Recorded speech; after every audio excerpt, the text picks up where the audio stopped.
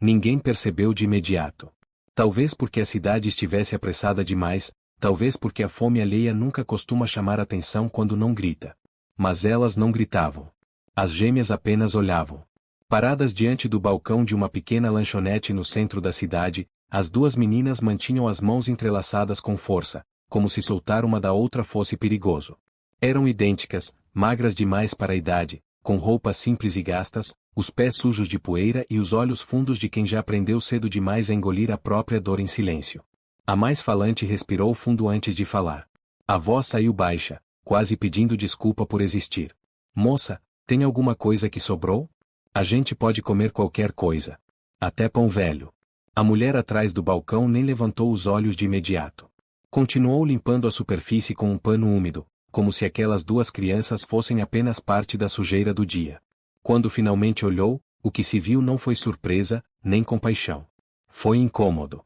Aqui não é lugar de pedir esmola, respondeu seca. Se não vão comprar, saiam. A outra gêmea apertou ainda mais a mão da irmã. Seus lábios tremeram, mas ela não falou nada. Já sabia que insistir quase sempre piorava as coisas. Mesmo assim, a primeira tentou de novo. A gente não quer atrapalhar, é só se tiver algo que ia pro lixo. O suspiro da mulher foi longo, carregado de impaciência. Vocês estão afastando clientes. Olha o estado de vocês. Vão embora antes que eu chame o gerente. Algumas pessoas sentadas às mesas ouviram. Um homem desviou o olhar. Uma senhora fingiu mexer no celular. Ninguém disse nada. Ninguém fez nada. As gêmeas permaneceram ali por alguns segundos a mais, paradas, sem saber para onde ir, como se sair significasse admitir que aquela era mais uma porta fechada no dia. Foi então que a irmã mais quieta sussurrou, quase inaudível. Eu tô com muita fome. Era uma frase simples. Mas carregava dias de estômago vazio, noites sem jantar, promessas quebradas e uma rotina de castigos que nunca pareciam terminar. Antes que a mais velha pudesse responder, a mulher do balcão bateu a mão com força na superfície. Eu já mandei sair. As meninas se viraram ao mesmo tempo. Deram 2 passos para trás, encolhidas, tentando desaparecer. E talvez tivessem conseguido, se não fosse por uma voz firme que cortou o ambiente como uma lâmina. Quanto custa? O silêncio foi imediato. A mulher franziu a testa. O quê? Quanto custa a comida que elas pediram? Todos se viraram. O homem estava de pé próximo à porta. Terno escuro, postura rígida, olhar fixo. Não parecia bravo no sentido comum. Parecia algo diferente. Algo mais perigoso. Como alguém que acabou de perceber algo que não deveria existir. Senhor, elas não têm dinheiro, respondeu a mulher, agora mais defensiva. Estão pedindo comida. Eu sei. E eu estou perguntando quanto custa. Ela hesitou. Murmurou um valor qualquer. O homem caminhou até o balcão, tirou a carteira do bolso e colocou as notas sobre a madeira, sem desviar o olhar. Traga 2 refeições completas. Do melhor que tiver. E quero que sejam servidas com respeito. As gêmeas ficaram imóveis. Não entenderam de imediato. Estavam acostumadas a serem expulsas, ignoradas, humilhadas. Não a serem defendidas.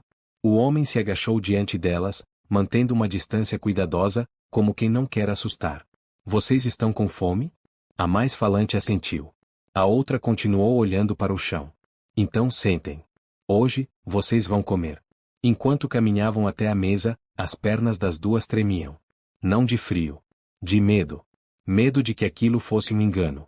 Medo de que, a qualquer momento, alguém dissesse que elas não mereciam aquilo. O homem observava em silêncio. E quanto mais observava, mais percebia. A magreza excessiva. As marcas escondidas sob as mangas.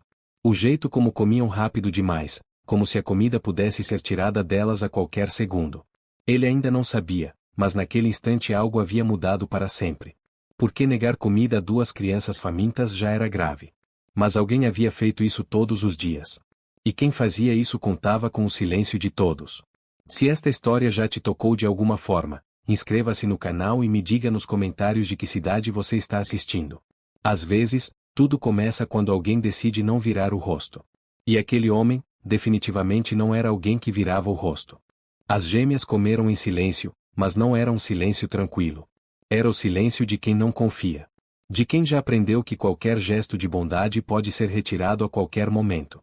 Mastigavam rápido demais, os olhos atentos a cada movimento ao redor, como se esperassem alguém gritar que aquilo tinha acabado. O homem percebeu. Não disse nada. Apenas observou. Quando os pratos ficaram vazios, a mais falante respirou fundo e perguntou em voz baixa, quase ensaiada, como se fosse uma frase que já tivesse repetido muitas vezes antes. O que a gente precisa fazer agora? Ele franziu a testa. Fazer o quê? Para pagar, ela explicou. A gente pode lavar louça. Ou varrer. Ou qualquer coisa. Foi ali que algo se apertou no peito dele. Não era pena. Era indignação. Aquele tipo de indignação silenciosa que cresce devagar, pesada, difícil de controlar. Vocês não precisam pagar nada, respondeu. A comida foi um presente. A outra gêmea levantou o olhar pela primeira vez. Havia confusão ali. Desconfiança. Como se aquela frase não fizesse sentido dentro do mundo que elas conheciam. Mas sempre tem que pagar, murmurou. Sempre. Ele não respondeu de imediato. Apenas respirou fundo, tentando não deixar transparecer o que sentia. Depois perguntou com cuidado. Onde estão os pais de vocês? As duas se entreolharam. A resposta parecia conhecida demais. A gente não tem pai, disse a mais falante. E a mãe, morreu. E quem cuida de vocês agora? O silêncio se alongou. A outra gêmea mexeu nos dedos, nervosa. A madrasta. A palavra caiu no ar com um peso estranho. Não era dita com raiva. Era dita como um fato. Como algo que não podia ser mudado. Ela sabe onde vocês estão? Ele perguntou. Às vezes, respondeu a menina. Às vezes ela tranca a porta e a gente fica do lado de fora. Às vezes manda a gente sair para aprender. Aprender o quê? A obedecer. Ele fechou os olhos por um instante. Quando abriu, o ambiente ao redor parecia o mesmo. Pessoas conversando, risadas baixas, xícaras batendo. O mundo seguia normal enquanto duas crianças descreviam a própria fome como rotina. Há quanto tempo vocês não comem direito? Perguntou. 2 dias, veio a resposta, simples, direta. Sem drama. 2 dias. Para elas, aquilo parecia normal demais para ser considerado urgente. O homem olhou ao redor novamente. Ninguém parecia notar. Ninguém parecia se importar. Aquilo incomodou mais do que qualquer palavra dita pela madrasta que ele ainda nem conhecia. Vocês moram longe daqui? Perguntou. Não muito. A gente anda bastante. Ele assentiu lentamente, como se estivesse organizando algo dentro de si. Não tomou nenhuma decisão em voz alta. Apenas pagou a conta, levantou-se e estendeu a mão. Venham comigo. Só por hoje. As duas congelaram. Para onde? Perguntou a mais falante, dando meio passo para trás. Para um lugar seguro. Vocês podem tomar banho, descansar, comer de novo. Depois a gente vê o que faz. E se ela brigar? Sussurrou a outra. Ele se abaixou novamente, ficando na altura delas. Hoje, ninguém vai brigar com vocês. Eu prometo. Promessas eram perigosas. As duas sabiam disso. Mas havia algo naquele homem que era diferente. Ele não falava alto. Não parecia apressado. Não parecia querer nada delas. Depois de alguns segundos que pareceram longos demais, as gêmeas assentiram. O carro era simples, discreto. Nada chamativo. No banco de trás, elas se sentaram juntas, os corpos tensos, esperando o pior. Cada curva da rua parecia levar para um lugar desconhecido demais. A casa ficava em um bairro silencioso.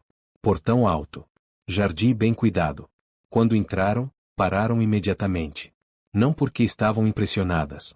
Mas porque não sabiam como agir em um lugar onde ninguém gritava. Vocês podem tomar banho, disse ele, apontando para o corredor. Vou deixar roupas limpas aqui fora. Trancaram a porta do banheiro assim que entraram. A água quente caiu, pela primeira vez em muito tempo, uma das gêmeas começou a chorar. Um choro baixo, contido, quase escondido. A outra abraçou, repetindo que estava tudo bem, mesmo sem acreditar totalmente nisso. Na cozinha, o homem preparava uma sopa simples. Observava a casa enquanto mexia a panela. Tudo parecia igual. Mas nada estava igual. Porque aquelas duas meninas não eram um acaso. Não eram um erro de percurso. Eram o resultado de algo que vinha acontecendo há muito tempo. Algo que ninguém havia parado para olhar de frente. E ele sabia, mesmo sem entender tudo ainda, que aquela fome não tinha começado naquele dia. E não terminaria apenas com uma refeição. Depois do banho, as gêmeas caminharam pela casa como quem pisa em território proibido. Os pés ainda úmidos faziam pouco barulho no chão limpo, e cada passo parecia exigir permissão. Vestiam roupas largas demais, camisetas que chegavam quase aos joelhos e calças que precisavam ser dobradas na barra. Não reclamaram. Nunca reclamavam. Sentaram-se à mesa da cozinha quando ele chamou. A sopa estava quente, o cheiro simples e acolhedor. Comeram mais devagar dessa vez, ainda desconfiadas, mas sem aquela urgência desesperada de antes. A água quente havia relaxado os músculos. A comida aquecia algo mais profundo. O homem sentou-se do outro lado da mesa, sem encarar demais, respeitando o silêncio. Aprenderá, ao longo da vida, que algumas verdades só aparecem quando não são pressionadas. Vocês estudam? Perguntou, quebrando o silêncio com cuidado. Às vezes, respondeu a mais falante. Quando a gente consegue ir. Por que não conseguem sempre? As duas se entreolharam novamente. A resposta parecia pesada. Porque ela diz que escola é privilégio, disse a outra, finalmente falando mais que um sussurro. E privilégio tem que ser merecido. Ele sentiu o estômago revirar. Não comentou. Apenas assentiu, pedindo que continuassem.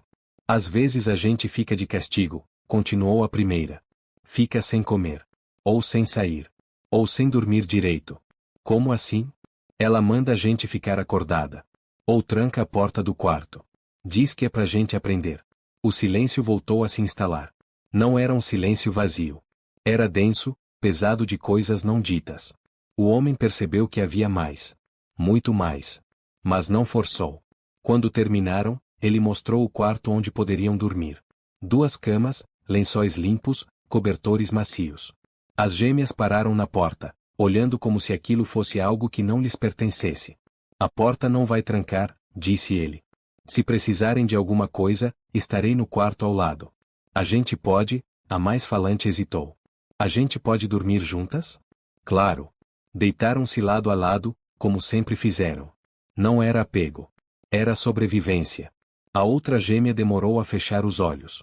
O corpo estava ali, mas a mente continuava alerta, esperando que algo ruim acontecesse. No meio da madrugada, o homem ouviu um barulho. Passos leves. Abriu a porta devagar e viu a menina sentada no chão, encostada na parede, os joelhos junto ao peito. Está tudo bem, disse baixo. Você pode voltar para a cama. Ela balançou a cabeça. Eu não mereço. A frase saiu automática. Treinada.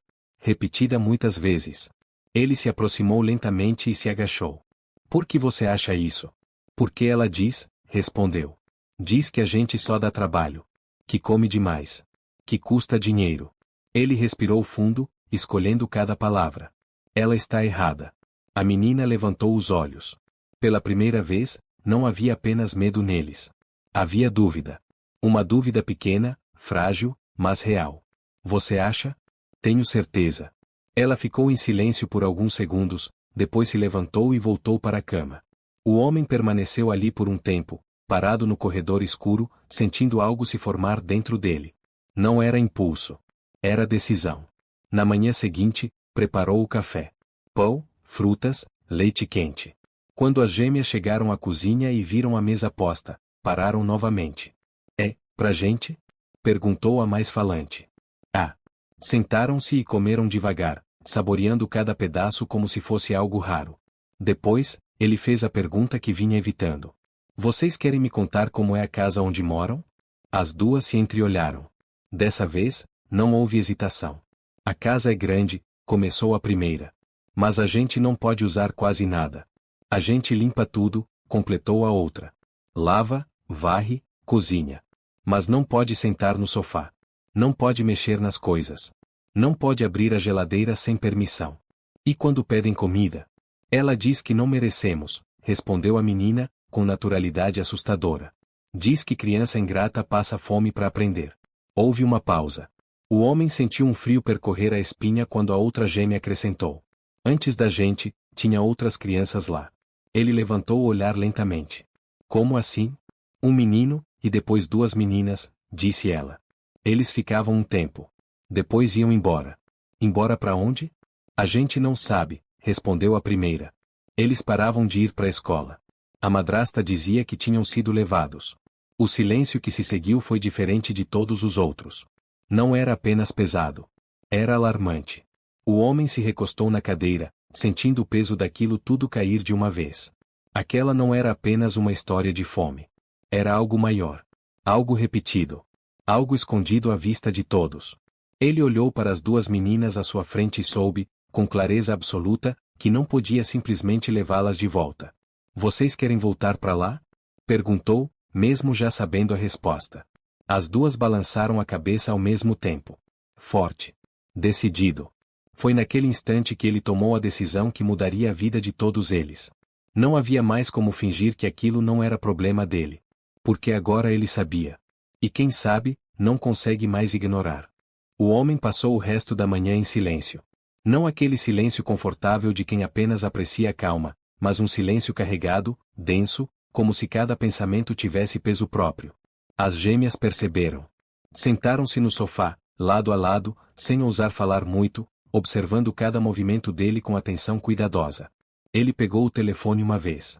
Olhou para a tela. Guardou novamente. Caminhou até a janela, observou a rua tranquila, os carros passando, pessoas indo e vindo sem saber que, ali dentro daquela casa, duas vidas haviam parado de correr apenas por algumas horas. As meninas não sabiam, mas aquela era a primeira vez em muito tempo que alguém realmente pensava nela sem interesse, sem obrigação, sem medo do que os outros iriam dizer. Qual é o nome de vocês? Ele perguntou, de repente. A pergunta pareceu simples, mas causou surpresa. Eu sou a Lara, respondeu a mais falante. E eu sou a Lia, completou a outra. Ele repetiu mentalmente. Lara. Lia. Nomes curtos, leves demais para o peso que carregavam. Quantos anos vocês têm? 9, disseram juntas. 9 anos. Ele sentiu o impacto desse número. 9 anos e já sabiam o que era fome, castigo, medo de dormir, medo de pedir, medo de existir. Vocês sabem onde fica o conselho tutelar? Perguntou, com cuidado. As duas ficaram tensas. A madrasta falou que se a gente falasse com eles, ia ser pior, disse Lara. Que iam separar a gente. Que iam mandar cada uma para um lugar. Ele assentiu lentamente. Vocês querem ficar juntas?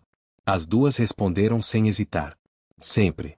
A convicção na voz não vinha de apego infantil. Vinha de sobrevivência. Uma sem a outra significava enfrentar o mundo sozinha, e elas sabiam que não estavam prontas para isso. Ele respirou fundo. Não havia mais volta. Hoje vocês vão ficar aqui, disse. Só hoje. Amanhã a gente decide os próximos passos. Ela vai ficar brava, murmurou Lia. Eu sei, respondeu ele. Mas vocês estão seguras aqui. A palavra seguras ecoou na mente das duas como algo distante, quase imaginário. Segurança era um conceito que existia mais nas histórias que ouviam do que na própria vida. No começo da tarde, ele fez algumas ligações. Falou pouco. Escutou muito. Anotou nomes, horários, possibilidades. Em determinado momento, fechou os olhos por alguns segundos, como se estivesse se preparando para algo difícil. As meninas passaram o tempo desenhando com folhas e lápis que ele encontrou em uma gaveta. Desenhar era uma das poucas coisas que conseguiam fazer sem medo. No papel, ninguém gritava. Ninguém castigava. Ele observou de longe. Notou que, nos desenhos, as casas quase nunca tinham comida desenhada. Mas tinham janelas pequenas. Portas fechadas. Pessoas grandes sem rosto. Quando o telefone tocou, as duas levantaram a cabeça imediatamente. O coração acelerou. Tudo fazia o coração acelerar. Alô? Ele atendeu. Ouviu por alguns segundos, respondeu com frases curtas, diretas. Quando desligou, percebeu que Lara estava segurando o braço da irmã com força demais. Não vai acontecer nada hoje, garantiu. Vocês dormem aqui de novo. O alívio foi visível, embora contido. Elas não sorriam facilmente. Não comemoravam. Apenas relaxavam um pouco. À noite, jantaram juntos. Não houve grandes conversas. Apenas uma rotina simples, quase normal. Era estranho como aquilo parecia algo proibido, como se normalidade fosse um luxo. Quando as meninas foram dormir, ele ficou sentado na sala, no escuro, encarando o nada. Pensou na própria vida. Nos privilégios que sempre tivera. Nas vezes em que também vira injustiças e escolhera seguir em frente, por achar que não era problema dele. Mas agora era. Não porque queria ser herói. Não porque se sentia salvador. Mas porque havia visto. E depois de ver, não havia mais como fingir. No meio da madrugada, o telefone tocou novamente. Ele atendeu em silêncio, caminhando até a cozinha. Sim, respondeu baixo. Eu sei. Não, não vão voltar agora. Sim, eu assumo. Desligou e ficou alguns segundos parado, com a mão apoiada na pia. Sabia que aquela decisão teria consequências. Sabia que mexeria com pessoas poderosas. Sabia que o sistema nem sempre protegia quem precisava. Mas também sabia que, se devolvesse aquelas duas meninas para a casa de onde tinham vindo, nunca mais conseguiria dormir em paz. No quarto ao lado, Lara e Lia dormiam abraçadas. Pela primeira vez, sem se revezar para ficar acordada vigiando. Pela primeira vez, sem medo imediato. Ele passou pela porta, observou por alguns segundos e então sussurrou, quase para si mesmo. Eu não vou devolver vocês para a fome. Naquele momento, ele ainda não sabia como. Nem quanto custaria. Nem o que perderia no processo. Só sabia que aquela era a primeira decisão de muitas. E que, a partir dali, nada seria simples. A ausência das meninas foi percebida antes mesmo do fim da manhã seguinte. Não porque alguém sentisse falta delas, mas porque algo estava fora do lugar. A casa estava silenciosa demais. Não havia passos apressados, nem pratos mal lavados na pia, nem o som da vassoura batendo nos cantos. Para a madrasta, silêncio nunca significou paz. Significava falha. Ela entrou na cozinha com passos duros, abriu a geladeira e franziu o rosto. Faltava um pedaço de pão. Não muito, mas suficiente para incomodá-la. Chamou pelos nomes das gêmeas uma vez, sem paciência. Não houve resposta. Chamou de novo, agora mais alto. Ainda nada. Subiu as escadas irritada, abriu o quarto onde elas dormiam.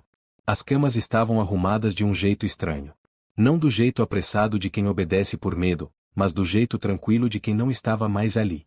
O estômago da madrasta se contraiu. Desceu novamente, agora com o celular na mão. Ligou para um número conhecido. Caiu na caixa postal. Tentou outro. Nada. O incômodo virou raiva.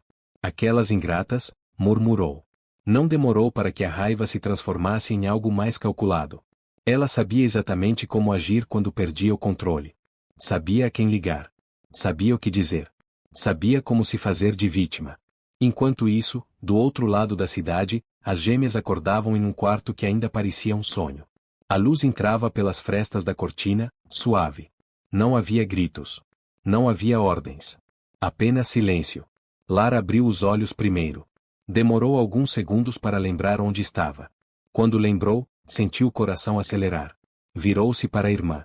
Ela não veio buscar a gente, sussurrou. Ainda, respondeu Lia, num tom mais preocupado do que esperançoso. Na cozinha, o homem preparava o café. Quando as viu, sorriu de leve. Um sorriso discreto, contido, como tudo nele. Bom dia. As meninas responderam quase em coro, ainda desconfiadas do costume. Vocês vão tomar café, disse ele. Depois, a gente vai conversar. A palavra conversar fez o estômago das duas se apertar. Conversas nunca terminavam bem na casa da madrasta. Mas ali parecia diferente. Mesmo assim, sentaram-se em silêncio. Depois do café, ele puxou uma cadeira e sentou-se diante delas. A madrasta de vocês vai perceber que vocês não voltaram, começou, sem rodeios. Quando isso acontecer, ela pode tentar criar problemas. Ela vai mentir, disse Lara rapidamente. Sempre mente. Eu sei, respondeu ele. E por isso precisamos fazer tudo do jeito certo. Explicou, com calma, o que iria acontecer.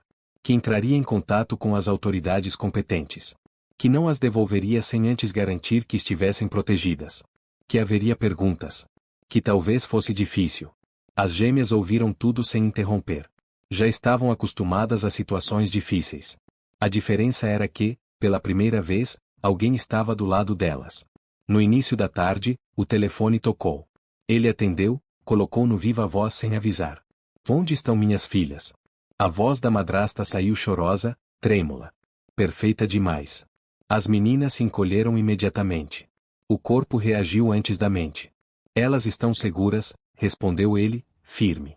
E não vão voltar agora. Você não tem o direito, a mulher elevou o tom. Elas são minhas. Você as tirou de casa. Isso é sequestro. Ele respirou fundo. Se fosse sequestro, eu estaria escondendo algo. Não estou. Estou protegendo. Elas são mentirosas, ela insistiu. Sempre foram ingratas. Eu faço tudo por elas. As gêmeas começaram a tremer. Lara apertou a mão da irmã com força. Lia fechou os olhos. A conversa termina aqui, disse ele. A partir de agora, qualquer contato será feito pelos meios legais. Desligou antes que ela respondesse. O silêncio que se seguiu foi pesado. As meninas estavam pálidas. Ela vai fazer alguma coisa, murmurou Lia. Eu sei, respondeu ele. E eu também. Naquele mesmo dia, ele fez mais ligações. Advogado. Médico.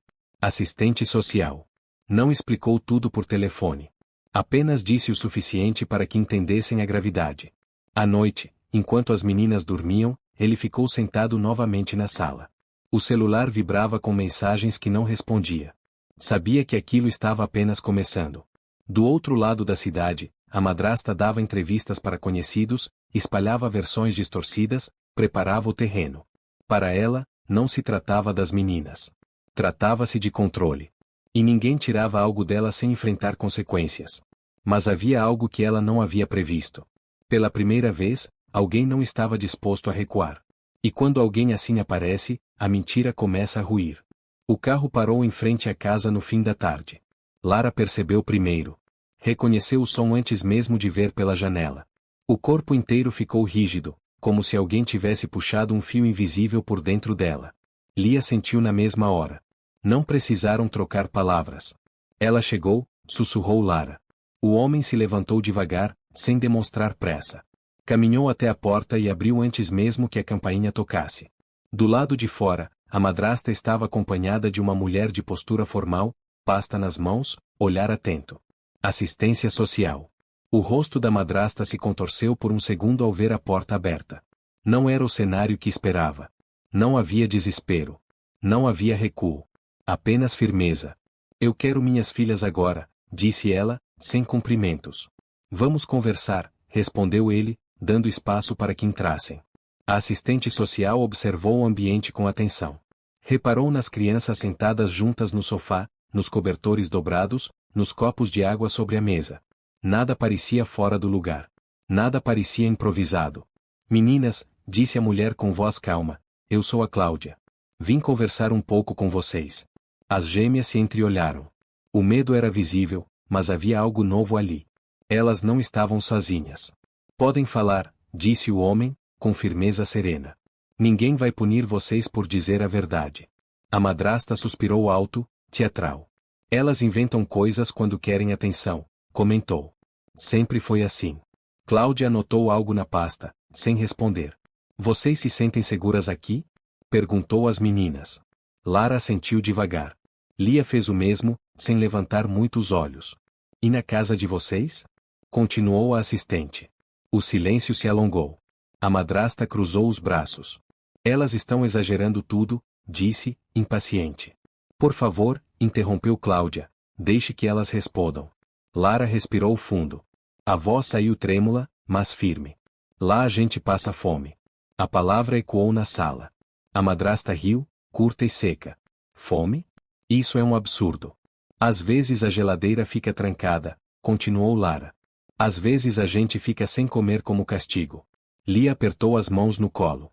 Ela manda a gente ficar acordada, acrescentou, quase chorando. Diz que é para aprender. Cláudia levantou o olhar, agora sério. Fez mais anotações. A madrasta mudou o tom. Criança precisa de disciplina, disse. Hoje em dia tudo é abuso, tudo é trauma. O homem permaneceu em silêncio, observando. Sabia que cada palavra dita ali teria peso depois. Vocês já ficaram machucadas? Perguntou Cláudia, com cuidado. As gêmeas hesitaram. Olharam para o homem. Ele assentiu levemente.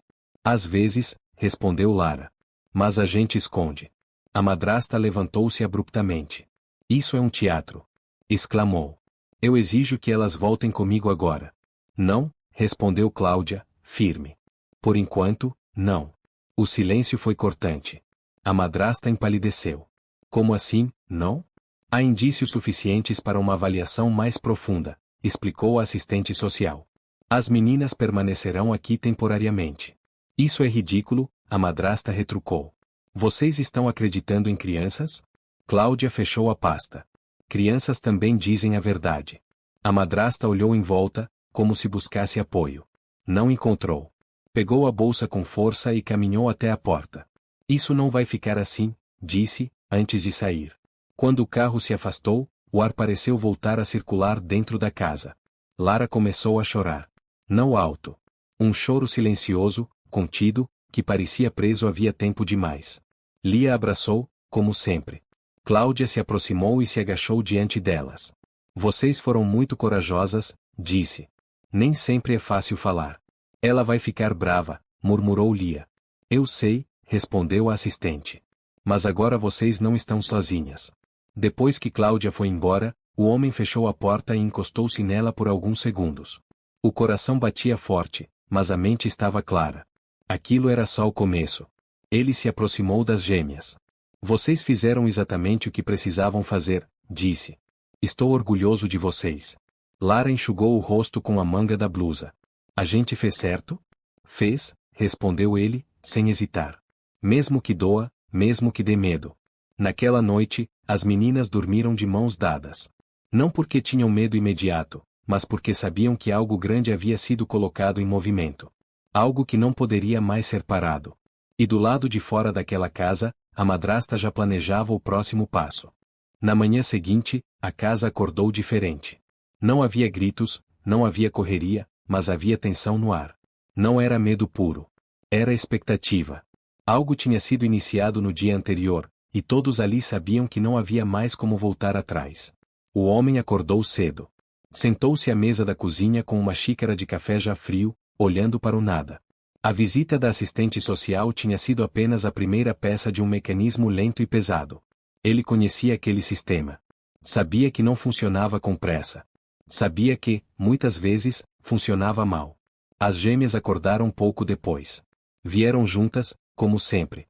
Sentaram-se à mesa sem falar muito. O silêncio delas não era vazio. Era atento. Hoje vai ser um dia diferente, disse ele, finalmente. Algumas pessoas vão vir aqui. Vão fazer perguntas. Vocês não precisam ter medo, mas precisam dizer a verdade. Lara assentiu. Lia apertou os dedos uns dos outros por baixo da mesa. Se a gente esquecer alguma coisa? Perguntou Lia, em voz baixa. Não existe resposta certa ou errada, respondeu ele. Existe o que vocês viveram. Pouco depois das 10, o primeiro carro estacionou em frente à casa. Depois outro. Pessoas diferentes, roupas diferentes, pastas diferentes. Todos com o mesmo olhar sério de quem carrega responsabilidade, mas nem sempre humanidade. Uma psicóloga. Um representante do conselho. Um advogado indicado pela assistência social. A casa, que até então tinha sido um refúgio silencioso, começou a se transformar em um espaço de avaliação. As gêmeas foram levadas para um quarto separado. A porta ficou entreaberta. O homem permaneceu do lado de fora, sentado, esperando. Cada minuto parecia mais longo que o anterior. Lá dentro, as perguntas vinham em sequência. Não agressivas, mas insistentes. Como era a rotina? Quem cozinhava? Quantas vezes comiam por dia? O que acontecia quando erravam? Lara respondeu mais. Lia observava, mas quando falava, suas palavras vinham como golpes secos, diretos, sem enfeite. Crianças que sofrem não aprendem a dramatizar. Aprendem a ser precisas. Quando saíram do quarto, as duas estavam exaustas. Sentaram-se no sofá, abraçadas. A psicóloga conversou com o homem em particular. Há sinais claros de negligência grave, disse, com voz baixa. E algo mais. Algo que precisa ser investigado com cuidado. Algo mais como o quê? Ele perguntou. Ela hesitou por um segundo. Padrões repetidos. Relatos de outras crianças. Desaparecimentos mal explicados. A palavra desaparecimentos ficou ecoando na mente dele. Enquanto isso, em outro bairro da cidade, a madrasta não estava em silêncio. Sentada em uma sala ampla, rodeada por móveis caros e fotos cuidadosamente escolhidas, ela falava ao telefone com alguém que parecia ouvi-la com atenção demais. Estão tentando me incriminar, dizia, com a voz embargada no ponto certo. Você sabe como essas coisas funcionam. Crianças mentem. Sempre mentem. Do outro lado da linha, uma voz calma respondia. Não prometia nada. Mas também não negava ajuda. Na casa, o dia avançava lentamente. Um relatório preliminar foi feito. Nenhuma decisão definitiva. Nenhuma garantia absoluta. Apenas um consenso frágil de que as meninas não voltariam para a madrasta naquele momento. Temporário, disseram. Até segunda ordem. Temporário era uma palavra perigosa. Temporário significava que tudo ainda podia mudar. À noite, depois que todos foram embora, o silêncio voltou. Mas não era mais o mesmo silêncio do primeiro dia. Agora ele vinha carregado de possibilidades e riscos. A gente vai ter que voltar? Perguntou Lara, deitada na cama, olhando para o teto. Eu não vou deixar, respondeu ele, sentado na beira da cama. Mas preciso ser honesto. Pode ser difícil. Difícil a gente já conhece, murmurou Lia. Ele sorriu de leve, mas por dentro sentiu o peso daquela frase. Crianças não deveriam conhecer dificuldade como quem conhece o próprio nome. Antes de sair do quarto, ele parou na porta. Vocês fizeram algo muito importante hoje, disse. Mesmo que ninguém diga isso em voz alta. Depois que as luzes se apagaram, ele voltou para a sala e abriu o notebook. Começou a pesquisar. Nomes. Datas. Processos antigos.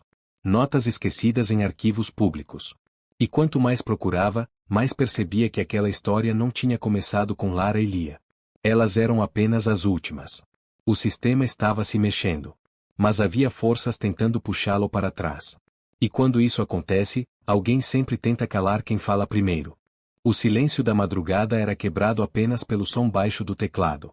A luz da tela iluminava o rosto do homem enquanto ele avançava por páginas que poucos se davam ao trabalho de abrir. Registros antigos.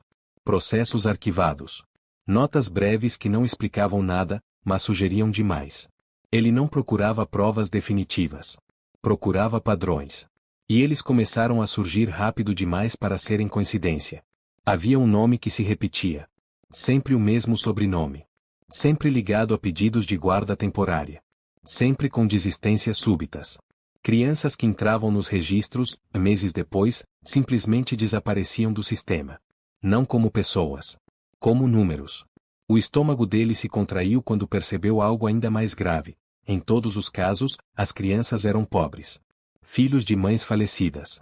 Pais ausentes. Nenhum parente próximo disposto, ou capaz, de brigar por elas. As gêmeas dormiam no quarto ao lado, alheias àquela descoberta. Ele as ouviu se mexerem na cama, por um instante, fechou o notebook. Observou o corredor escuro. Pensou em quantas crianças tinham passado por aquela mesma rotina de fome, castigo e silêncio, sem nunca encontrar alguém disposto a olhar mais fundo. Na manhã seguinte, levou as meninas para a escola. Não a escola antiga, mas uma próxima de sua casa, onde já havia conversado discretamente com a direção. Nada foi formalizado. Ainda. Mas ele queria que elas tivessem algo que parecesse normal. As duas caminharam pelos corredores com cuidado. Cada porta aberta parecia uma ameaça desconhecida. Quando a professora se aproximou, sorriu de forma gentil demais, o corpo delas enrijeceu.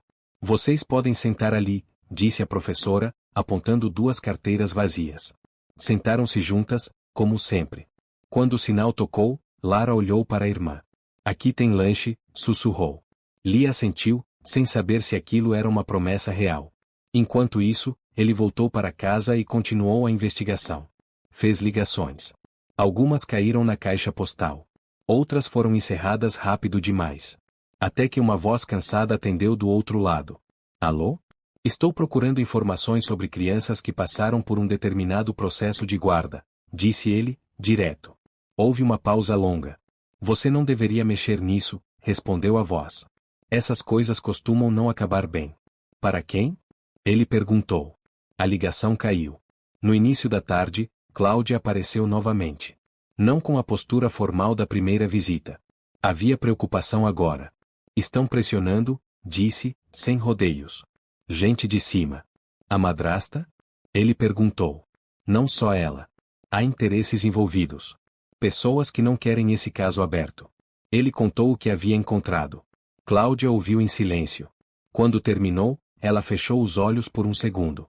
Eu temia isso, murmurou. Isso explica muita coisa. Quantas crianças? Ele perguntou. Mais do que gostaríamos de admitir. O peso daquela resposta caiu como uma sentença. À noite, quando as meninas voltaram da escola, estavam cansadas, mas havia algo novo nelas. Não alegria plena. Mas curiosidade. Um começo de pertencimento. A professora falou que amanhã tem atividade em grupo, disse Lara. A gente pode participar? Claro que pode, respondeu ele, sem pensar. Lia segurava um papel dobrado. É um desenho, disse. A gente fez juntas. Ele abriu. Era uma casa. Desta vez, a geladeira estava desenhada aberta. A mesa tinha comida. As janelas eram maiores. As portas, destrancadas. Ele engoliu em seco.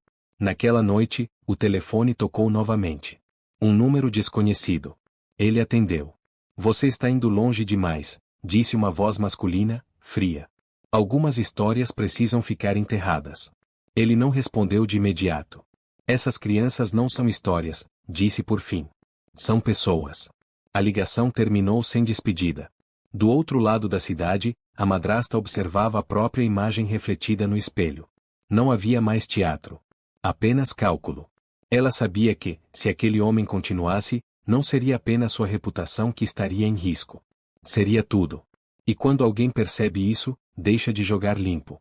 Enquanto isso, duas meninas dormiam em paz, sem saber que tinham se tornado o centro de algo muito maior do que imaginavam. Algo que vinha sendo escondido há anos. E que agora começava, lentamente, a ser exposto. A notificação chegou cedo demais para ser coincidência. O homem ainda estava na cozinha quando o celular vibrou sobre a mesa. Não era uma ligação. Era uma mensagem curta, objetiva, escrita para causar impacto. Compareça ao fórum amanhã. Urgente.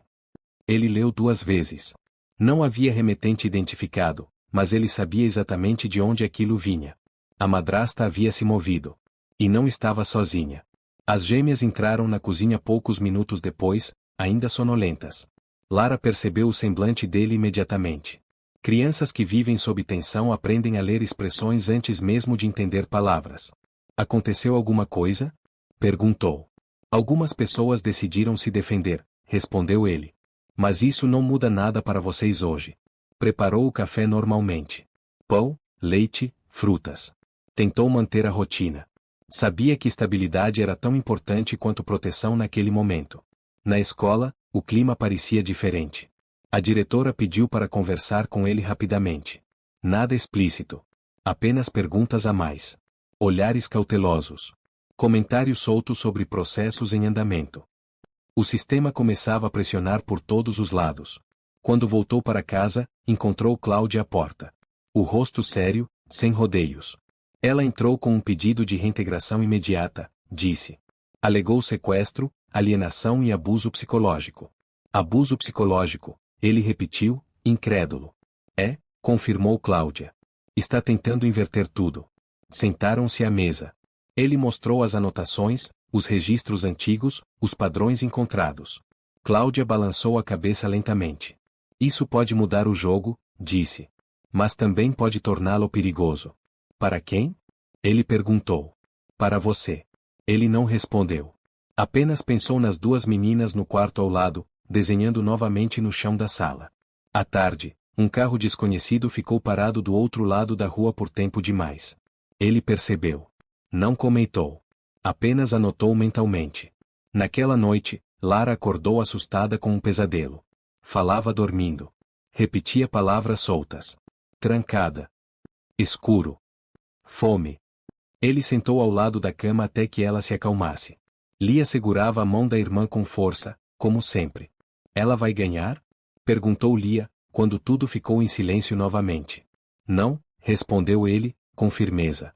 Mas vai tentar machucar antes de perder. Na manhã seguinte, o fórum estava cheio demais para um caso que, oficialmente, ainda era temporário. A madrasta chegou bem vestida, acompanhada de um advogado conhecido. Chorava no momento certo. Falava baixo. Parecia frágil. Quando foi a vez dele falar, não levantou a voz. Não dramatizou. Apenas apresentou fatos. Datas. Relatos. Registros esquecidos. O juiz ouviu em silêncio. Não decidiu nada naquele dia. Apenas adiou. Adiamentos também machucam. Do lado de fora, a madrasta passou por ele sem olhar. Mas sussurrou, ao cruzar.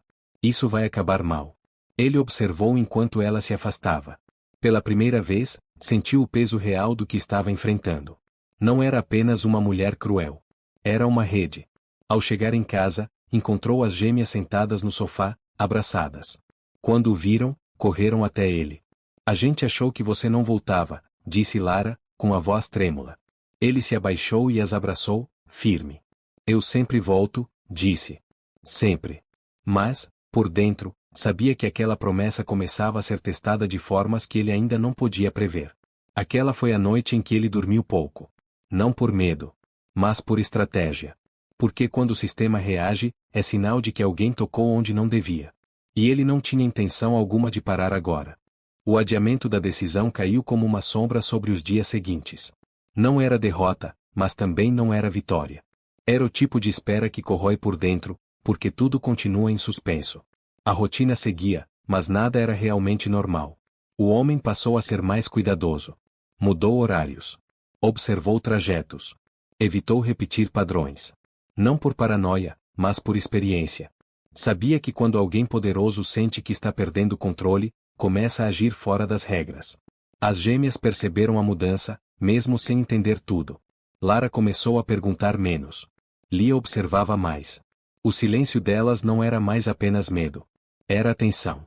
Na escola, pequenas coisas começaram a acontecer. Um comentário atravessado.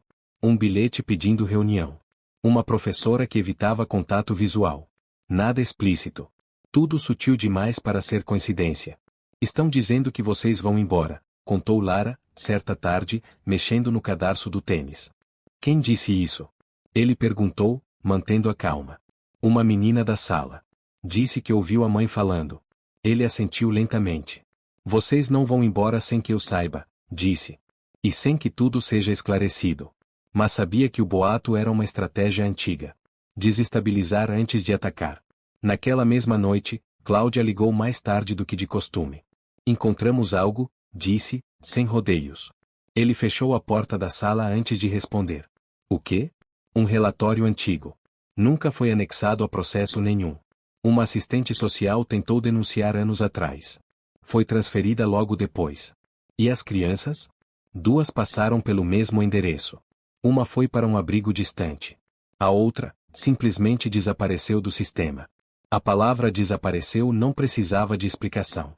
Isso pode ser usado? Ele perguntou. Pode, respondeu Cláudia. Mas vai provocar reação. Já está provocando, ele disse.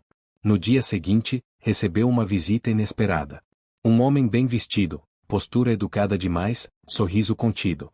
Disse ser representante de uma instituição interessada no bem-estar das crianças. Estamos dispostos a ajudar, disse, sentado à mesa. Facilitar acordos. Evitar desgaste. Que tipo de acordo? Ele perguntou. Um retorno assistido. Com acompanhamento psicológico. Discreto. Sem exposição. E se eu não aceitar? O homem sorriu de leve. Processos longos são cansativos. Para adultos, e para crianças. A ameaça estava ali, bem embalada, quase elegante. A conversa termina aqui, respondeu ele, levantando-se. Vocês não estão preocupados com o bem-estar delas. Estão preocupados com o que pode vir à tona. O homem também se levantou. Pense com calma, disse. Algumas verdades machucam mais quando são ditas.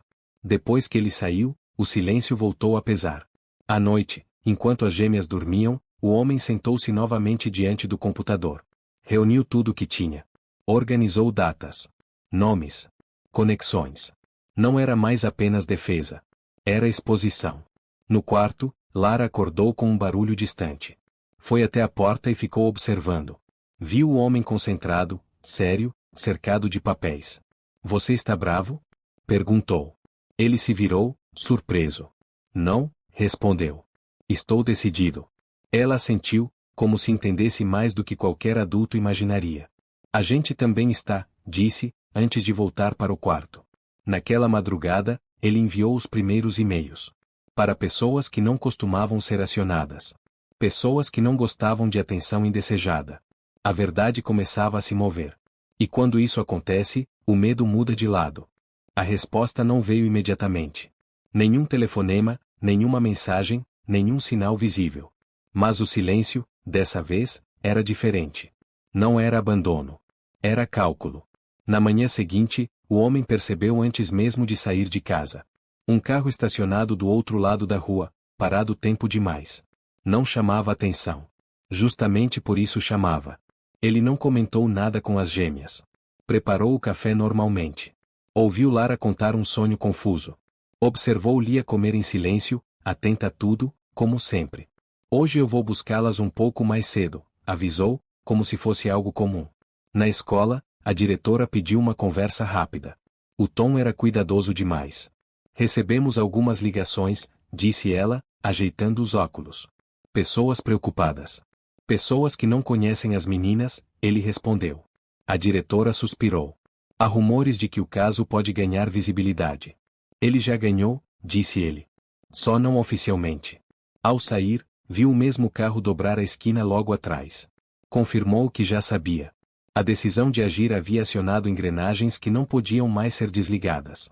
À tarde, Cláudia ligou novamente. O relatório vazou, disse. Não oficialmente. Mas chegou a um jornalista. Confiável? Muito. E obstinado. O homem fechou os olhos por um instante. Então não tem mais volta. Não, respondeu ela. E eles sabem disso. No início da noite, a primeira mensagem chegou. Um número desconhecido. Você está mexendo em coisas que não entende. Ele apagou sem responder. Minutos depois, outra. As crianças vão sofrer com isso. Ele desligou o telefone. Lara percebeu. Eles estão tentando te assustar? Perguntou, sentada no sofá, abraçando os joelhos. Ele pensou antes de responder. Estão tentando nos fazer desistir. E você vai? Ele se aproximou, sentou-se no chão, ficando na altura dela. Não. Lia observava de longe. Aproximou-se devagar.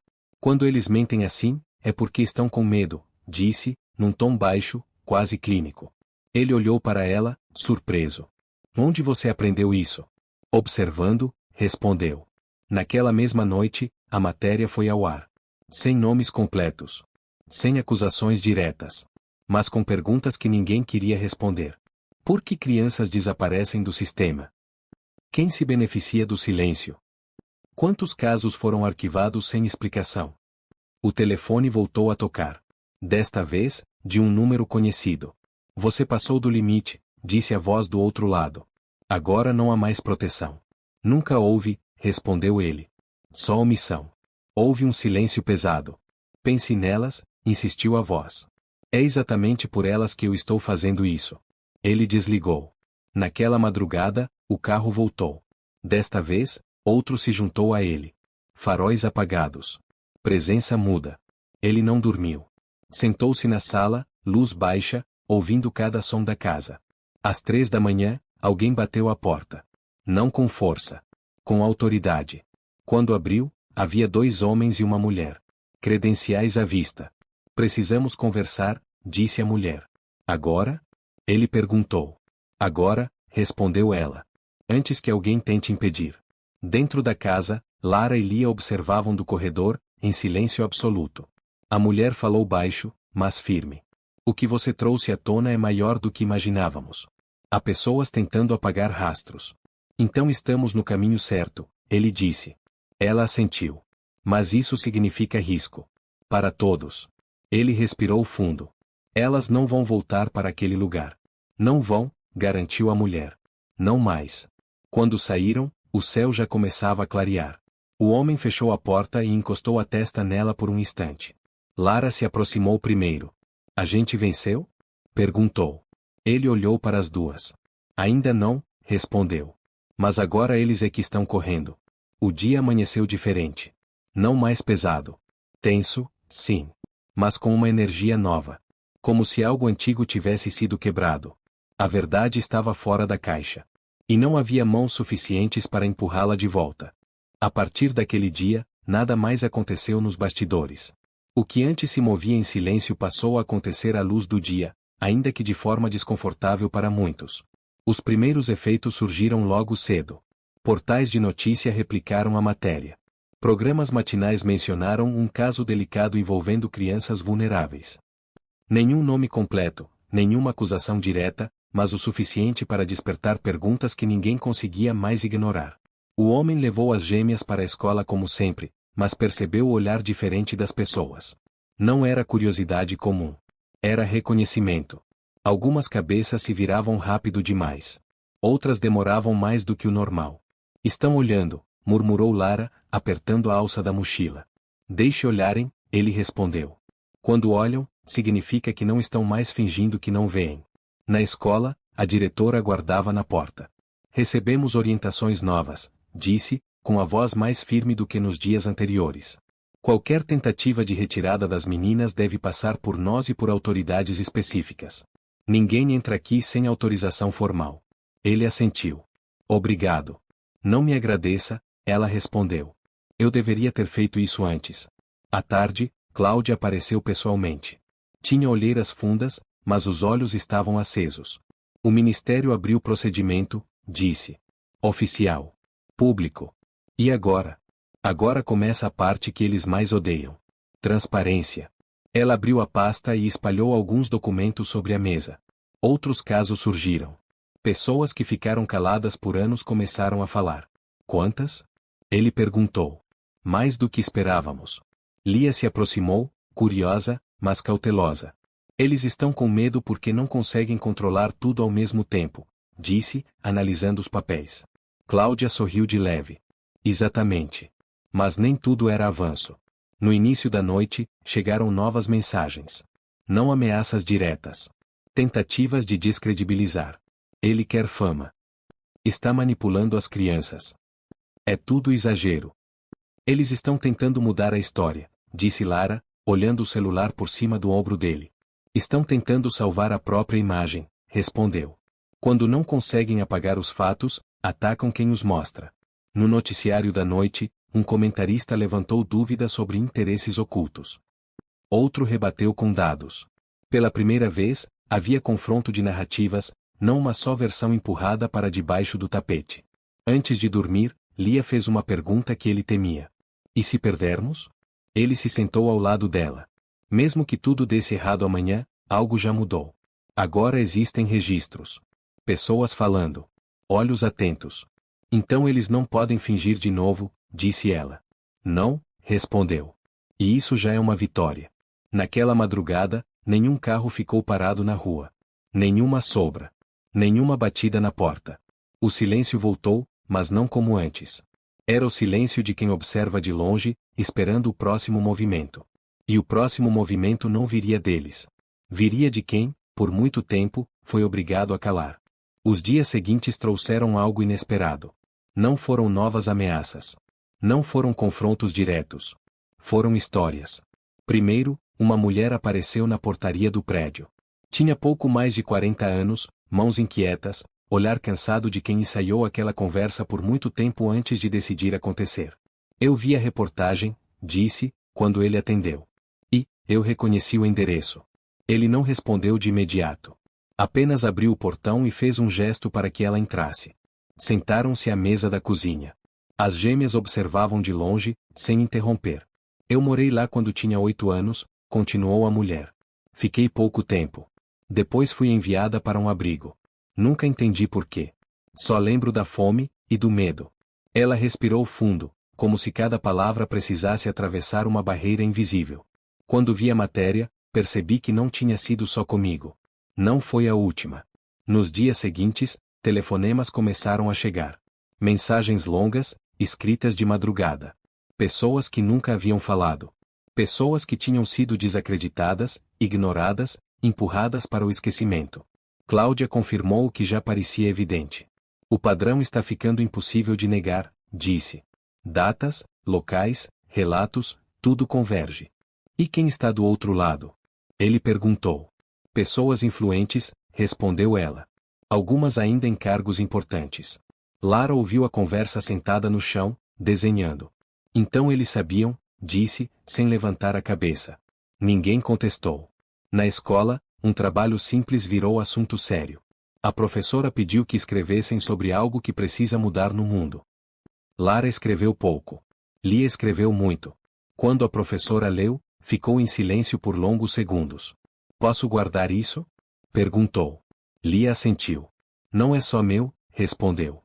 É de quem ainda não consegue escrever. A matéria voltou aos noticiários.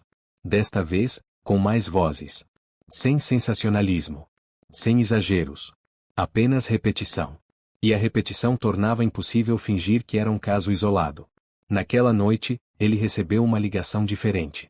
Precisamos proteger as crianças, disse uma voz desconhecida. E precisamos de você como testemunha. Estou à disposição, respondeu. Isso vai expor mais do que imagina. Já expôs, ele disse. Agora é só continuar. Depois de desligar, sentou-se no sofá. O cansaço finalmente apareceu. Não físico. Emocional. Aquele que pesa nos ombros e nos olhos. Lara se aproximou primeiro, sentando ao lado dele. Você está com medo agora? Perguntou. Ele pensou antes de responder. Estou atento.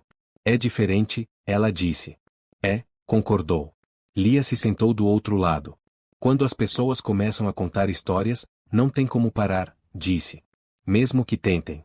Ele sorriu, cansado, mas verdadeiro. Vocês sabem disso melhor do que ninguém. Naquela madrugada, ele dormiu pela primeira vez em dias. Não profundamente. Mas o suficiente. Do outro lado da cidade, alguém apagava arquivos.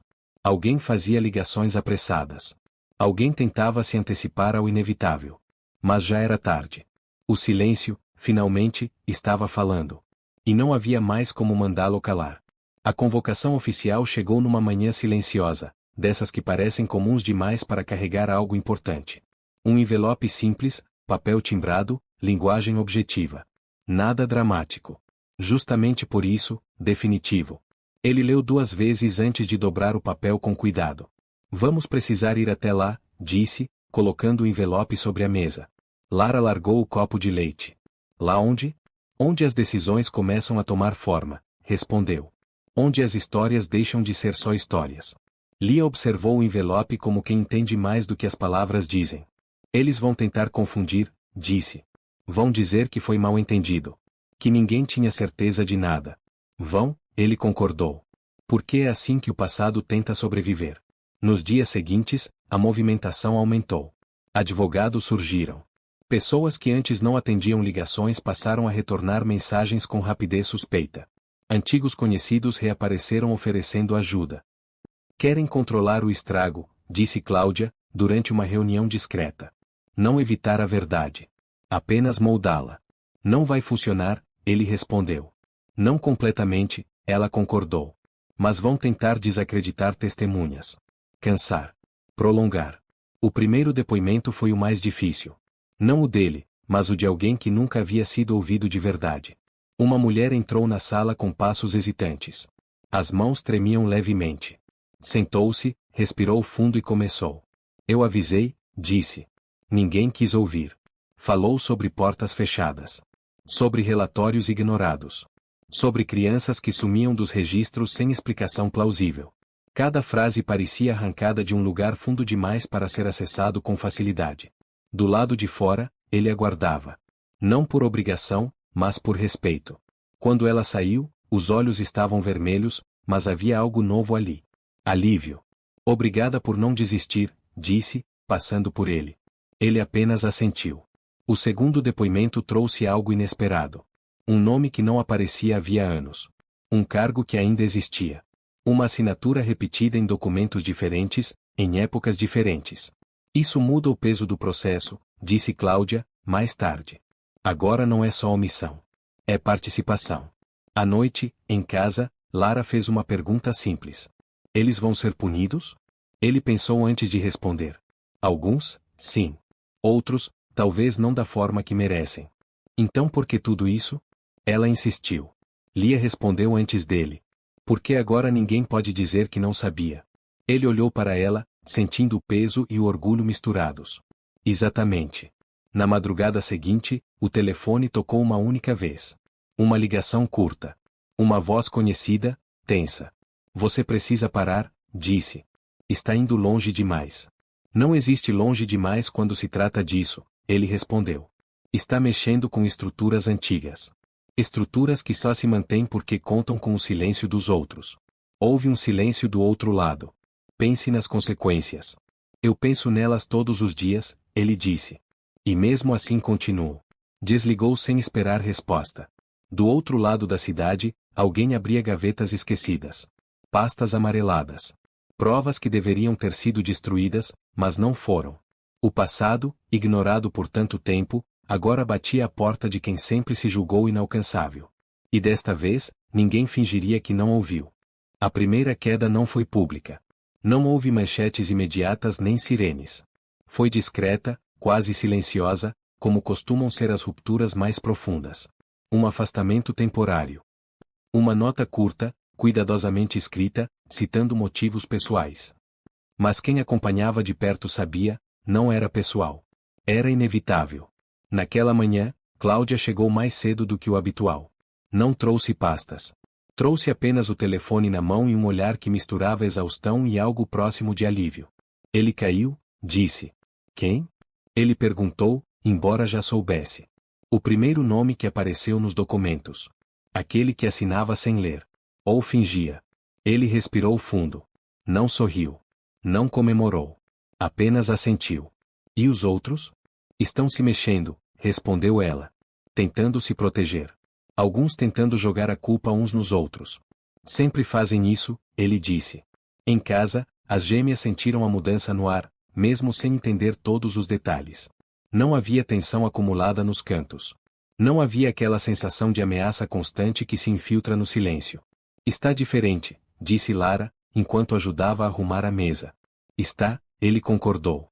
Como se algo pesado tivesse saído do lugar. Lia, sentada perto da janela, observava a rua. Quando uma mentira cai, disse, ela puxa outras junto. À tarde, o segundo nome apareceu. Não em um comunicado oficial, mas em uma investigação aberta. Documentos reapareceram. Datas começaram a fazer sentido. Relações antes ignoradas tornaram-se evidentes demais para serem negadas. A imprensa, agora, não perguntava mais se algo tinha acontecido. Perguntava há quanto tempo e quem mais sabia. Naquela noite, ele recebeu um e-mail curto. Sem ameaças. Sem tentativas de intimidação. Talvez tenhamos errado. Ele leu 2 vezes antes de fechar o computador. Eles não estão pedindo desculpa, disse, mais para si mesmo do que para as meninas. Estão testando se ainda podem negociar. Não podem, respondeu Lara, com uma firmeza que não combinava com a idade. No dia seguinte, uma audiência importante foi marcada.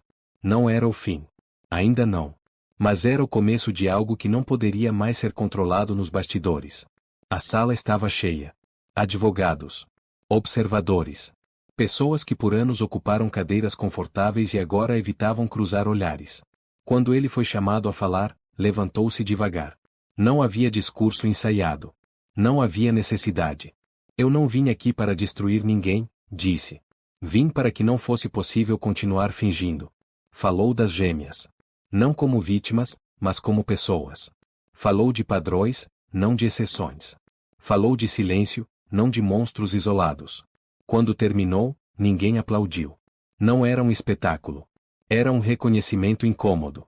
Do lado de fora, jornalistas aguardavam. Perguntas vieram. Ele respondeu poucas. Não precisava dizer muito. Isso acabou? Alguém perguntou. Ele pensou antes de responder. Não, disse. Mas agora está exposto. E isso muda tudo. Naquela noite, ao deitar, Lara perguntou algo que ele não esperava. Você acha que eles se arrependem? Ele demorou a responder. Acho que alguns se arrependem de terem sido descobertos, disse. Outros, talvez, do que fizeram. Mas o mais importante não é isso. O que é, então? Perguntou Lia. Que agora não podem mais fazer de novo do mesmo jeito. As luzes da casa se apagaram uma a uma. Pela primeira vez em muito tempo, ele dormiu sem deixar o telefone ao alcance imediato. Do outro lado da cidade, pessoas antes intocáveis tentavam se reconhecer sem as máscaras que usaram por décadas. Algumas cairiam de vez. Outras tentariam se reconstruir. Mas nenhuma voltaria a ser invisível. A máscara tinha caído. E o espelho, finalmente, estava diante deles. A sensação de alívio durou pouco. Não porque algo tivesse dado errado, mas porque todo avanço real vem acompanhado de resistência. Quando o controle começa a escapar, quem sempre o teve tenta recuperá-lo de qualquer forma. Naquela semana, surgiram versões paralelas da história. Textos bem escritos. Opiniões técnicas. Especialistas que nunca haviam se pronunciado antes, agora explicando por que tudo era mais complexo do que parecia. Estão tentando cansar as pessoas, disse Cláudia, durante uma conversa curta ao telefone. Criar confusão suficiente para que o interesse diminua. Não vai funcionar, ele respondeu. Talvez não completamente, ela disse. Mas precisamos estar atentos. As gêmeas perceberam algo diferente na escola. Não hostilidade direta, mas distância. Professores mais cuidadosos. Colegas que não sabiam o que dizer. O tipo de silêncio que nasce da dúvida plantada de propósito. Eles estão tentando fazer parecer que a gente exagerou, comentou Lara, enquanto fazia a lição. É uma tática antiga, ele respondeu. Quando não conseguem negar os fatos, questionam as emoções. Lia fechou o caderno com calma. Mas emoção não invalida a verdade, disse. Só mostra o impacto dela. Na noite de sexta-feira, um convite inesperado chegou. Um pedido formal para uma reunião de alinhamento. Sem jornalistas. Sem gravações. Sem registros oficiais. Querem conversar fora do processo, disse Cláudia, depois de ler a mensagem. Isso nunca é bom sinal. Ou nunca foi tentado antes, ele respondeu. Se for, vá preparado, ela alertou. Eles vão tentar recuperar terreno. A reunião aconteceu em uma sala neutra, fria demais para ser acolhedora. 3 pessoas do outro lado da mesa. Todas com histórico impecável no papel. Todas com algo a perder. Precisamos encontrar um ponto de equilíbrio, disse um deles. Esse caso já causou desgaste suficiente. Para quem? Ele perguntou. Houve um breve silêncio. Para todos, respondeu outro. Não, ele corrigiu. Para quem sempre esteve confortável. Tentaram falar de futuro. De lições aprendidas. De mudanças internas. Tudo sem mencionar responsabilidades claras. Vocês querem encerrar a conversa sem encarar o passado, ele disse. Isso não é equilíbrio. É continuação. O que você quer, afinal? Perguntou a mulher à direita. Ele respondeu sem hesitar. Que isso nunca mais seja possível de novo. Eles trocaram olhares. Isso é impossível de garantir, disse o primeiro. Então continuaremos falando, ele respondeu. A reunião terminou sem acordo. Sem apertos de mão. Sem promessas. Na volta para casa, o cansaço finalmente apareceu de verdade. Não como peso, mas como um aviso. Ele sabia que estava entrando na fase mais longa da luta. Aquela em que o espetáculo passa, mas as consequências ficam. Em casa, encontrou as gêmeas sentadas no sofá, assistindo a algo sem realmente prestar atenção. Como foi? Perguntou Lara. Tentaram retomar o controle, ele disse. Conseguiram? Perguntou Lia. Ele sorriu de leve. Não. Quando o controle depende do silêncio, ele já está perdido. Naquela madrugada, uma nova decisão foi tomada em algum lugar distante. Não para atacar. Não para ameaçar. Mas para mudar de estratégia. E quando a estratégia muda, é porque a antiga falhou. O controle estava se desfazendo. E não havia mais como reconstruí-lo da mesma forma. A mudança não veio com barulho. Veio com formalidade. Um despacho seco, linguagem técnica, parágrafos frios. Mas o efeito foi imediato. A investigação deixava de ser apenas administrativa e passava a um novo nível. Agora, havia consequências reais previstas, não apenas possibilidades. Cláudia ligou cedo. Subiu de instância, disse, sem rodeios. E isso muda tudo. Para quem? Ele perguntou. Para quem achava que o tempo resolveria, respondeu ela. Agora o tempo joga contra. As gêmeas estavam na cozinha. Lara organizava os talheres. Lia as manchetes no tablet, sem emoção exagerada. Estão dizendo que é histórico, comentou Lara. É só necessário, respondeu ele. Histórico é quando algo não se repete. Ainda estamos no processo. Na escola, a atmosfera era outra. Não havia mais distância desconfortável. Havia cuidado. Professores atentos. Orientações claras. Um comunicado oficial afirmava que qualquer criança envolvida em processos sensíveis teria proteção integral, sem exceções. Isso deveria ter existido antes, disse Lia, ao ler o aviso afixado no mural. Deveria, ele concordou. Mas agora existe porque alguém insistiu. À tarde, chegou a confirmação, uma audiência ampliada seria realizada. Não apenas para ouvir testemunhas, mas para analisar falhas sistêmicas. Pessoas que nunca haviam sido chamadas agora teriam que responder. Eles estão tentando salvar a estrutura, disse Cláudia. Mas para isso, vão ter que admitir que ela falhou. E admitir falha é perder a autoridade, ele respondeu. Exatamente. Naquela noite, o telefone tocou novamente. Um número institucional. A voz era neutra, treinada. Precisamos que o senhor compareça amanhã. Sua presença é fundamental. Estarei lá, ele respondeu. Antes de dormir, Lara fez uma pergunta que carregava mais maturidade do que parecia. Quando isso acabar, a gente vai ser normal. Ele pensou por alguns segundos. Vocês sempre foram normais, respondeu. O que estava errado era o mundo ao redor. Lia fechou o livro e olhou para ele. Mas agora o mundo está sendo obrigado a olhar de volta, disse. No dia seguinte, o prédio estava cercado por jornalistas. Não empurravam. Não gritavam. Observavam. Sabiam que algo estava mudando. Dentro da sala, o clima era tenso. Não havia mais espaço para discursos vagos. Perguntas eram diretas. Documentos, comparados. Datas, confrontadas. Quando ele falou, não precisou elevar a voz. Isso não começou comigo, disse. Nem termina aqui. O que está em jogo não é um caso, mas um padrão. E padrões só mudam quando são reconhecidos. Houve silêncio após suas palavras. Não desconfortável. Reflexivo. Do lado de fora, quando tudo terminou, alguém perguntou. O senhor acredita em justiça? Ele olhou para as portas atrás de si antes de responder. Acredito em processos, disse. E em pessoas que se recusam a aceitar o errado como normal. Naquela noite, ao voltar para casa, encontrou as gêmeas esperando, como sempre. E agora? Perguntou Lara. Ele respirou fundo. Agora, eles não estão mais decidindo sozinhos. A verdade havia mudado de patamar. E quando isso acontece, não há retorno possível. A palavra sistêmico começou a aparecer com mais frequência do que qualquer nome próprio.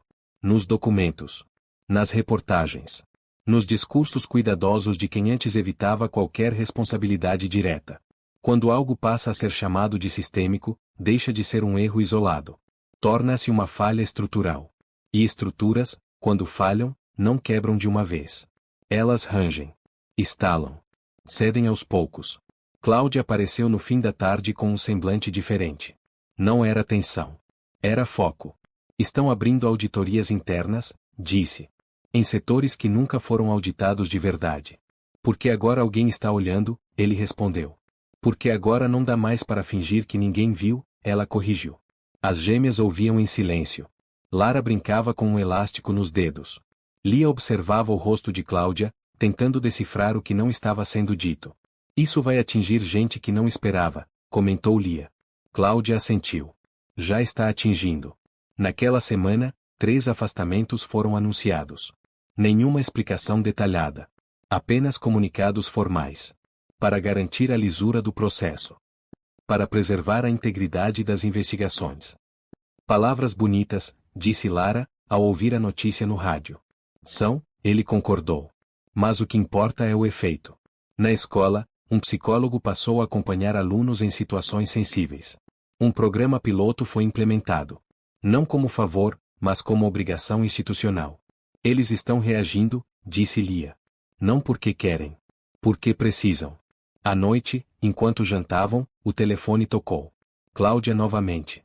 Surgiu um documento novo, disse. Alguém decidiu colaborar. De dentro? Ele perguntou. Sim. Por quê?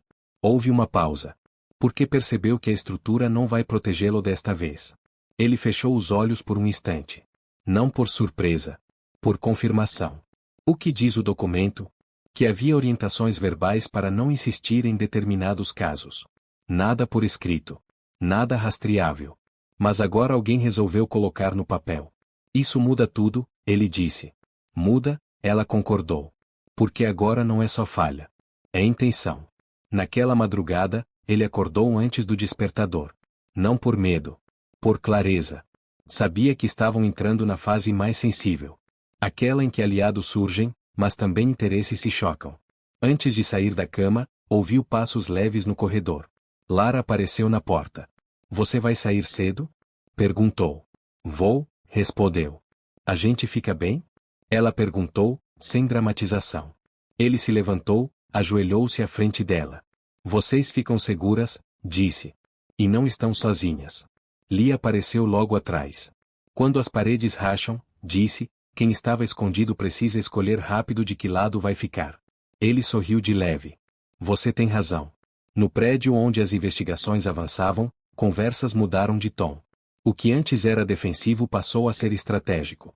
O objetivo já não era mais encerrar o caso, mas controlar o impacto. Mas impacto não se controla quando a base está comprometida. Ao final do dia, uma frase começou a circular entre jornalistas e analistas. Não é mais sobre o que aconteceu. É sobre por que foi permitido. Essa pergunta não tinha resposta simples.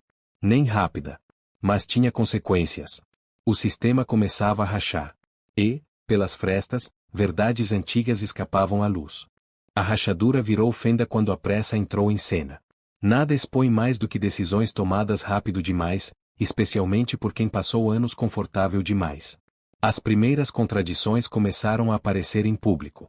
Declarações que não batiam com documentos. Datas que não coincidiam. Pessoas que diziam não se lembrar, e dias depois, lembravam demais. Eles estão tropeçando, disse Cláudia, em uma ligação curta. Estão falando antes de combinar versões. Porque estão com medo, ele respondeu. E medo faz errar. As gêmeas percebiam isso à própria maneira.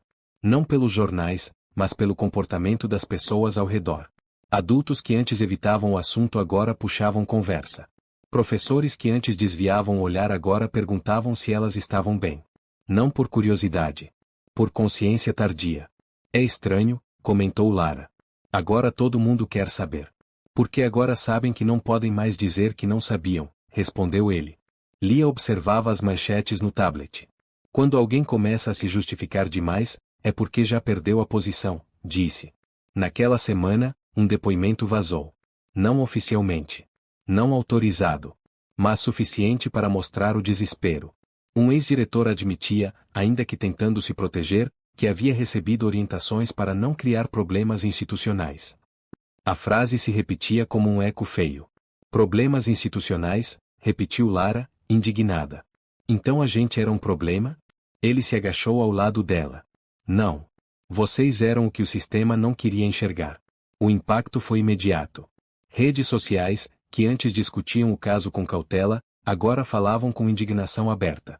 Não havia mais espaço para neutralidade confortável. Eles estão tentando acelerar encerramentos, disse Cláudia, mais tarde. Achar um bode expiatório, fechar o resto. Não vão conseguir, ele respondeu. Talvez não como antes, ela disse. Mas vão tentar salvar o máximo possível. Na noite de quinta-feira, um pedido formal chegou. Um convite para acordo institucional. Palavra cuidadosamente escolhida. Querem sacrificar alguns nomes menores, explicou Cláudia. Em troca de encerrar investigações mais profundas. Ele leu o documento em silêncio. Isso não é justiça, disse por fim. É contenção de danos. Concordo, ela respondeu. Mas vai ser tentador para muitos aceitar. Ele fechou a pasta. Então não aceitaremos. O silêncio do outro lado da linha foi longo. Isso vai alongar tudo, Cláudia alertou. Vai cansar. Vai pressionar. Já cansou antes, ele respondeu. A diferença é que agora não estamos sozinhos. Naquela madrugada, um nome inesperado apareceu entre os colaboradores. Alguém de alto escalão. Alguém que não precisava falar, mas escolheu. O conteúdo não era explosivo por si só. Era preciso. Técnico. Detalhado. E, justamente por isso, devastador. É isso, disse Cláudia, com a voz baixa. Agora não dá mais para fingir confusão. Na manhã seguinte, a reação foi imediata. Reuniões emergenciais. Comunicados atropelados. Pessoas se contradizendo publicamente. A pressa entregou, comentou Lia, observando tudo. Sempre entrega, ele concordou. No final do dia, ele sentou-se na sala com as gêmeas. O cansaço estava ali, mas também algo novo. Uma sensação de irreversibilidade. Isso está chegando perto do fim? Perguntou Lara. Ele pensou antes de responder. Está chegando perto de um ponto sem volta. Para eles? Perguntou Lia. Para todos, respondeu. Mas especialmente para quem achou que nunca seria responsabilizado. Lá fora, as luzes da cidade continuavam acesas. A vida seguia. Mas em salas fechadas, decisões eram revistas. Estratégias abandonadas. Silêncios quebrados. A pressa, que sempre protegeu os culpados quando ninguém olhava, agora os expunha quando todos viam. E não havia como voltar atrás. O último movimento não veio como explosão. Veio como virada. Silenciosa, firme, impossível de ignorar. Aquele tipo de momento em que, mesmo sem anúncios grandiosos, todos percebem que algo essencial mudou de lado. A confirmação chegou no início da manhã. Não por telefone. Não por mensagem. Mas por um documento oficial, publicado sem alarde excessivo, como se a formalidade fosse a única forma possível de conter o peso do que estava sendo reconhecido. As investigações não seriam encerradas. Pelo contrário, seriam ampliadas. Isso não é mais contenção, disse Cláudia, quando chegou com o papel em mãos. É responsabilização. Ele leu cada linha com atenção. Não buscava vingança. Não buscava espetáculo. Buscava exatamente aquilo, reconhecimento institucional de que o que aconteceu nunca deveria ter sido permitido. Lara estava sentada no chão, desenhando círculos no papel. Eles escreveram bonito, comentou, sem levantar a cabeça. Escreveram necessário, ele respondeu. Demorou, mas escreveram. Lia leu por cima do ombro dele. Agora está claro quem falhou, disse. E quem escolheu fingir. Naquela mesma tarde, nomes começaram a surgir oficialmente. Não vazamentos. Não rumores. Comunicados assinados. Afastamentos definitivos. Processos formais. A narrativa também mudou. Não se falava mais em excesso de zelo ou interpretações equivocadas. Falava-se em negligência, omissão e responsabilidade direta. Finalmente, murmurou Cláudia. Estão chamando as coisas pelo nome. Na escola, um comunicado foi enviado às famílias. Um pedido de desculpas coletivo. Não individualizado. Não perfeito. Mas público. Registrado. Impossível de apagar. Isso não apaga o passado, disse Lara, ao ler. Mas impede que digam que nunca aconteceu. À noite, o telefone tocou uma última vez com um número desconhecido. Ele atendeu. A decisão foi tomada, disse a voz. E não há mais como mudar. Eu sei, respondeu. Vai haver consequências, insistiu a voz. Para todos. Sempre houve, ele disse. A diferença é que agora não são invisíveis. Desligou sem esperar resposta. No silêncio que se seguiu, sentou-se no sofá. Pela primeira vez desde o início de tudo, não havia tensão antecipatória. Não havia expectativa de ataque. Apenas um cansaço profundo e legítimo. Lara se aproximou e encostou a cabeça no braço dele. A gente venceu? Perguntou, pela última vez. Ele respirou fundo antes de responder. Vocês foram ouvidas, disse. E isso muda tudo. Lia sentou-se do outro lado. Então agora outras crianças podem ser ouvidas antes, completou. Ele assentiu. Esse sempre foi o ponto. Lá fora, o mundo seguia. Pessoas indo e vindo. Notícias surgindo e sendo substituídas por outras. Mas algo permanecia registrado. Em documentos. Em decisões. Em precedentes. A história havia mudado de lado. Não porque alguém quis parecer justo. Mas porque já não era possível sustentar a injustiça. E quando isso acontece, mesmo que tarde, algo essencial se estabelece. O silêncio perde o poder. A verdade ganha espaço. E quem sempre foi ignorado deixa de ser invisível. Fim.